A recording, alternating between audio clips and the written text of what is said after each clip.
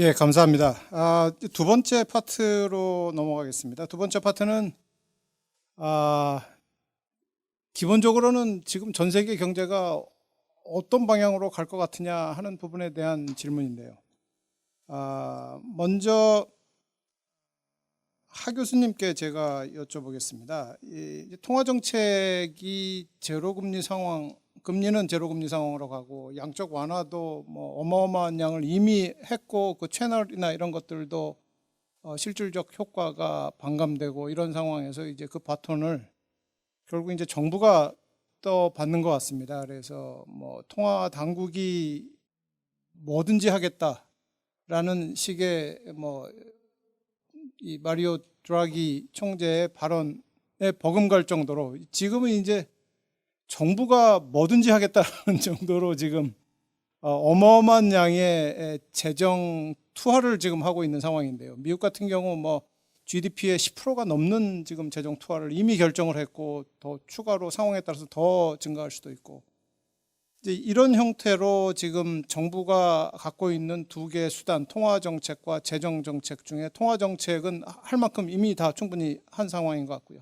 그리고 통화 정책도 할 수 있는 건 더 하겠다고 그러고 재정 정책도 이제 어마어마한 양의 재정 투하를 하겠다고 하는 상황인데 이 결과 과연 이제 침체 국면으로 가는 경제를 이런 재정 투하가 살려낼 수 있는지 다시 반전시킬 수 있는 건지 그리고 그 부작용이나 후유증이나 이런 것들은 없을지 이런 부분들에 대해서 혹시 의견이 있으시면 부탁을 좀 드리겠습니다.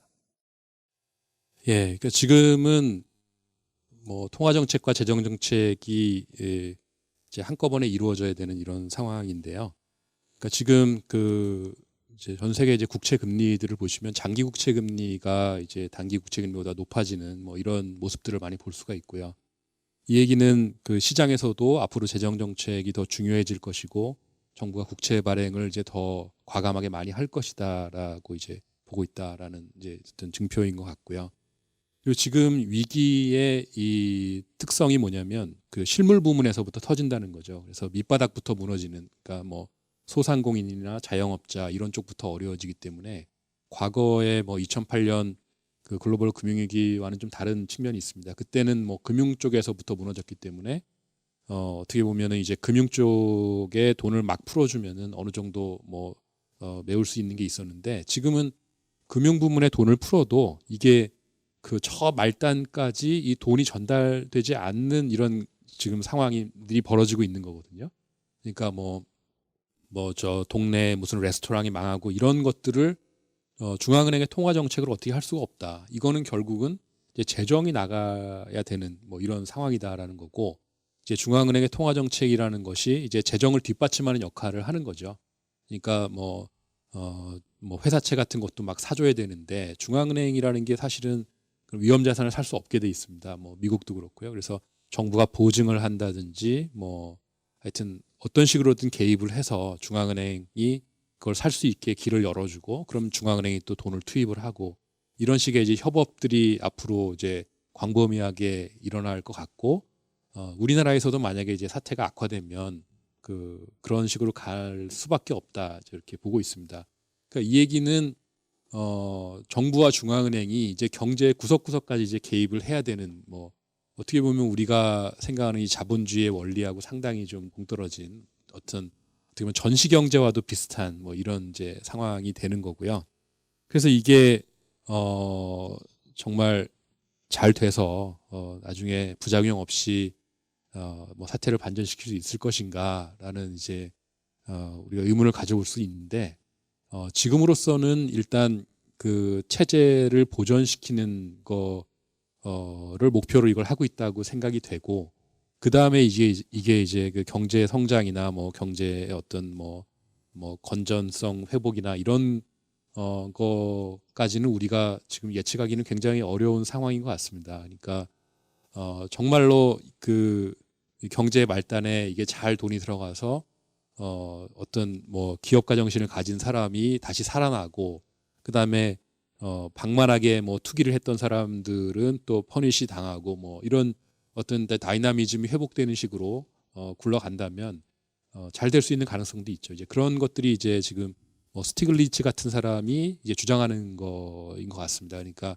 이렇게 지원을 막 해주는데 평소 같으면 정말 생각도 못했던 회사채까지도 이게 중앙은행 돈으로 사는 이런 일이 벌어지는데 이거를 그냥 해주면 안 된다. 그러니까 이걸 가지고 뭐 자사주 매입이라든가 뭐 배당을 한다든가 나눠 먹고 막 이런 정말 도덕적 해이하면 안 되고 고용을 지키고 어떤 시스템을 지키는 쪽으로 잘 쓰고 그렇게 해서 또 같이 살아나고 모든 또 사람들이 같은 기회를 갖고 그래서 기득권만 더 이득을 주는 게 아니라 이제 공평하게 다들 살아날 수 있게 해준다면 그러면 이제 또 다시 우리가 다시 이제 리셋하고 이제 그 좋은 시스템으로 갈 수 있겠죠. 근데 이게 정말 그냥 가진 사람만 배불리는 식으로 된다면 또 다른 어려움이 생길 수도 있지 않느냐. 그래서 결국 이게 사태를 반전시킬 수 있느냐는 이걸 어떻게 쓰느냐.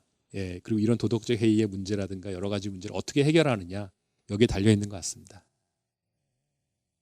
악마는 디테일에 있다라고 말씀하시는 것과 같은 얘기로 제가 듣겠습니다. 그러면 이제 우리나라의 경우는 뭐 미국보다는 작은 규모죠. GDP의 대략 한 5% 정도의 추경이니까.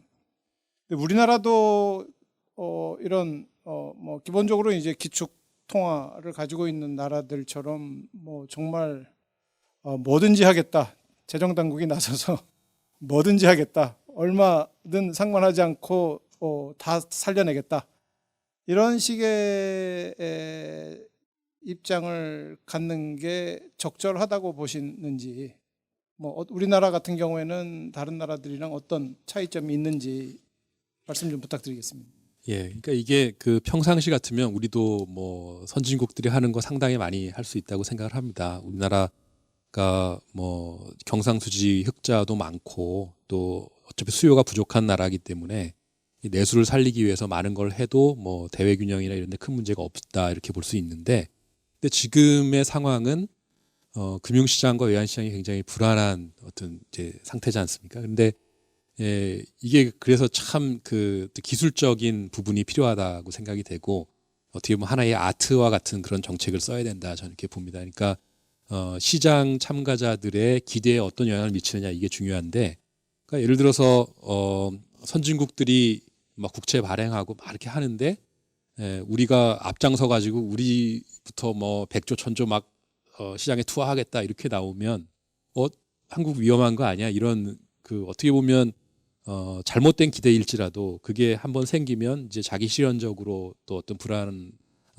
일으키기 때문에 그래서 우리는 여기에서는 약간 뭐랄까요 좀 반발짝 늦게 가는 게 오히려 필요하다. 그러니까 재정 정책 같은 경우도 선진국들이 가만히 있는데 우리만 막 국채를 발행해서 이렇게 하게 되면은 금리가 올라가고 또 외환 시장에 또 문제가 생길 수가 있고 그렇게 되면은 필요 없는 비용을 우리가 지불해야 되는 이런 상황이 될 수 있습니다. 근데 선진국들이 뭐 다 이렇게 재정을 막 쓴다. 그러고 나면 우리가 그걸 따라가는 수준에서 이렇게 해도 크게 뭐 우리가 피해 볼 건 없는 거죠. 그러니까 이렇게 모난돌이 정 맞는다고 이렇게 우리가 먼저 튀어서 이렇게 시장에서 이렇게 퍼니시를 당하는 거는 안 좋다고 생각을 하고요.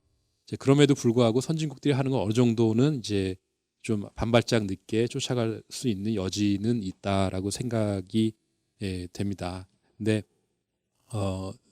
어쨌든 우리나라가 뭐 미국처럼 달러를 찍을 수 있는 나라는 아니니까 우리가 재정과 이제 통화를 갖다가 좀 적절히 조합을 해서 예를 들어서 재정 정책으로 우리가 뭐 10조를 보증을 해주면 이제 한국은행이 거기에 맞춰서 또 뭐 대출을 해준다든지 유동성을 공급을 그걸 뭐 10배, 20배를 해줄 수 있지 않습니까? 그래서 그걸 가지고 위기를 넘기고 그 다음에 또 나중에 또 재정으로 또 어느 정도 손실을 또 보충을 해주고 이런 식으로 하면 실제 한꺼번에 재정을 쓰는 거와 비슷한 효과를 내면서도 이제 기술적으로는 상당히 이제 건전하게 보일 수 있는 이런 방법들이 있다고 생각을 합니다. 감사합니다. 제가 모두에 말씀드렸어야 되는데 혹시 제가 드리는 질문에 대해서 다른 분들도 의견이 있으시면 언제든지 말씀을 해 주셔도 좋습니다. 혹시 송 박사님 포함해서요. 당연히.